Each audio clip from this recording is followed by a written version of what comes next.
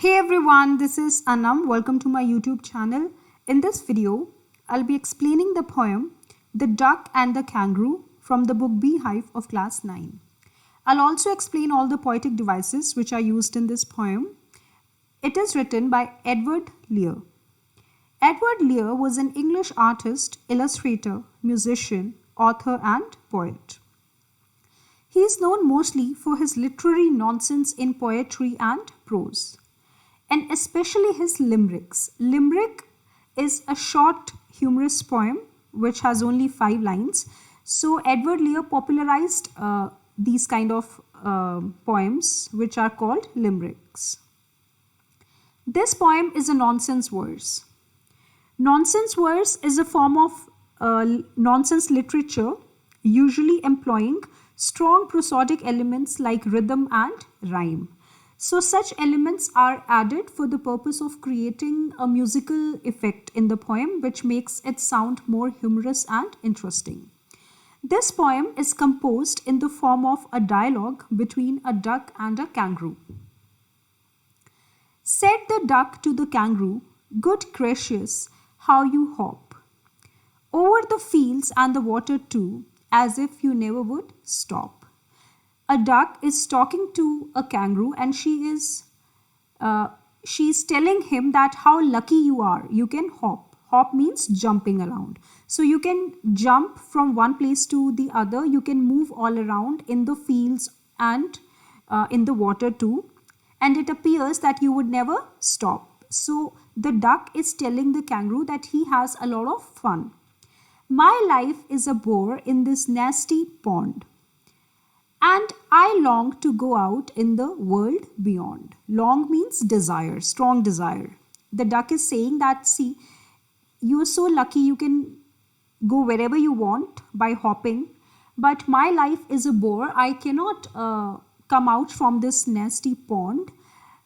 Although I desire to go out in the world beyond, I also wish to travel, but I cannot, because I wish I could hop like you. I cannot jump like you. Said the duck to the kangaroo. Please give me a ride on your back, said the duck to the kangaroo. The duck is requesting the kangaroo that please give me a ride on your back. I would sit quite still and say nothing but quack. She's trying to convince him by telling him that I would sit quietly.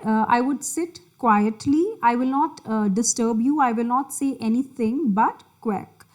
The whole of the long day through, and we'd go to the D and the Jellyboo Lee. The duck is saying that we'll have a lot of fun for the whole day. We will just travel and have fun. We will go to these places called D and Jellyboo Lee.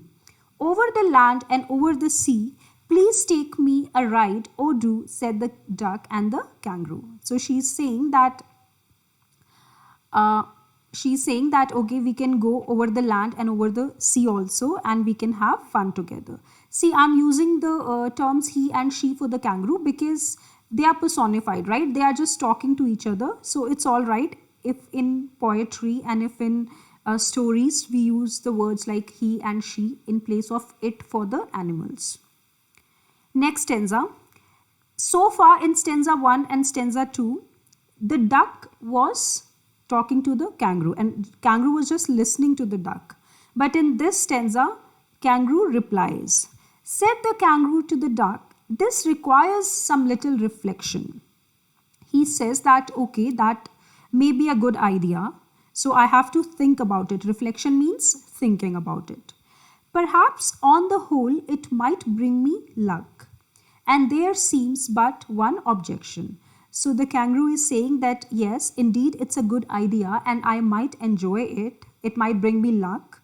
But there is one problem. There is one objection, which is if you let me speak so bold. He's saying that if you don't mind, then I would like to tell you something about that one objection.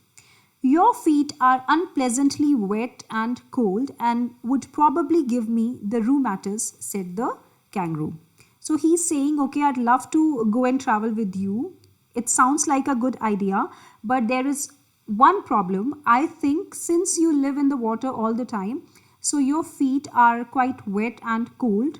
And if you sit on my back, you would probably give me rheumatis. Rheumatis is a changed spelling of the word rheumatism. As you can see at the bottom, rheumatism. It is an illness that causes pain in muscles and joints. So he says that if you will sit on my back with your cold feet, I will suffer pain in my muscles and joints. Said the duck, as I sat on the rocks, I have thought over that completely. So duck says that yes, I was also thinking about the same thing, you're right. So I was thinking about it sitting on the rocks, and I've come up with a solution to this problem also. And what is that solution? And I bought 4 pairs of worsted socks which fit my web feet neatly. So to prevent to prevent you from catching any cold, right? To prevent you from feeling my cold feet, right? I have already purchased 4 pairs of socks. And to keep out the cold, I have bought a cloak, and I have also purchased a kind of warm cloth also for covering myself. And every day a cigar I'll smoke, all to follow my own dear true love of a kangaroo. The duck is saying, I will do everything and anything to keep myself warm, right? So that I do not make you fall sick. So I'll do everything. I have purchased socks, I have purchased warm clothes to cover myself, and every day I'll smoke a cigar, right? So all these are the measures that I would take to prevent you from falling sick. Said the kangaroo, I am ready, all in the moonlight pale, but to balance me well, dear duck, sit steady. So kangaroo says that, all right, then I don't have any problem. That's all right with me. I am ready to travel with you, but you have to balance me well. And to balance, you have to sit at the end of my tail, and you have to sit steady without moving. And quite at the end of my tail. So sit steady, sit without moving at the end of my tail. So away they went with a hop and a bound, and they hopped the whole world 3 times round. So the kangaroo and the duck, they went and they traveled the whole world 3 times, and they had a lot of fun together. And who so happy, oh who, as the duck and the kangaroo. They were so happy, both of them, they were so happy, and they enjoyed each other's company traveling the world. So yeah, that's all about it. It's a very simple poem. So you don't need to look for any kind of deep meaning and theme and anything. It's just a humorous poem, right? Let's begin with the poetic devices. In stanza 1, first poetic device is alliteration. Alliteration is repetition of a consonant sound in close connection. Second line of first paragraph, as you can see on the right hand side of your screen, good gracious, how you hop. So 2 times it has been used. First in good gracious, G sound is repeated. How you hop. How, hop. Her sound is repeated. Second is repetition. In stanza 1 only, first line is repeated. Said the duck to the kangaroo. So this is repetition. Moving on to second stanza. Again, alliteration is used. Third line, see the bold underlined words. Sit quite still and say. Sit, still, say. Sir sound is repeated here. So it is an example of alliteration. Next, again we have repetition. Said the duck to the kangaroo. This line is repeated 2 times in this paragraph. And another example in this paragraph is over the land and over the sea. The word over is repeated 2 times. Third stanza, alliteration.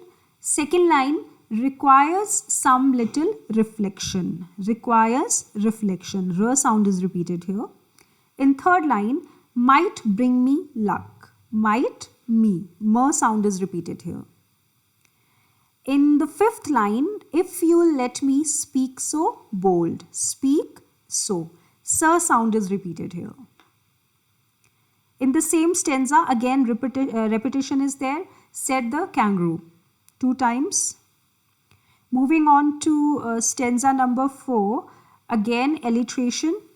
In the 4th line, which fit my web feet.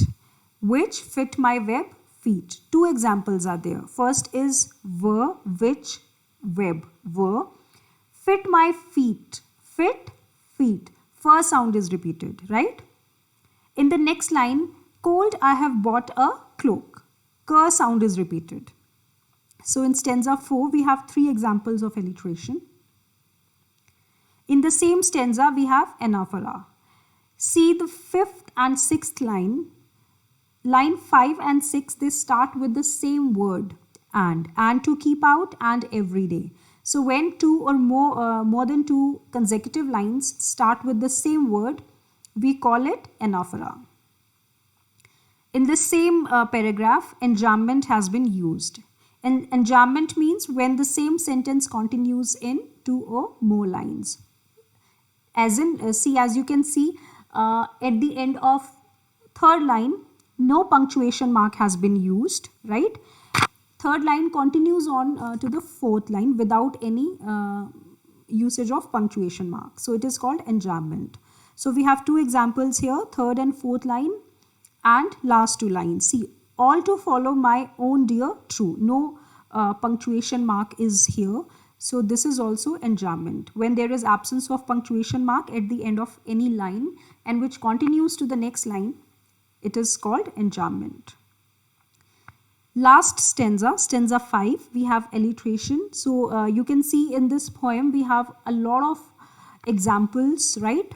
A lot of alliteration has been used. It is used just to create a form of rhyme and rhythm, to give rhyme and rhythm to the poem, which we discussed in the very starting. But to balance, b sound is repeated here. Dear duck, d sound, sit steady, s sound. 5th line, so away they went with a hop, went with, v sound is repeated here. So all these sounds are consonant sounds and hence these are examples of alliteration. Next is anaphora. In 3rd last line and 2nd last line, right, we can see the word and.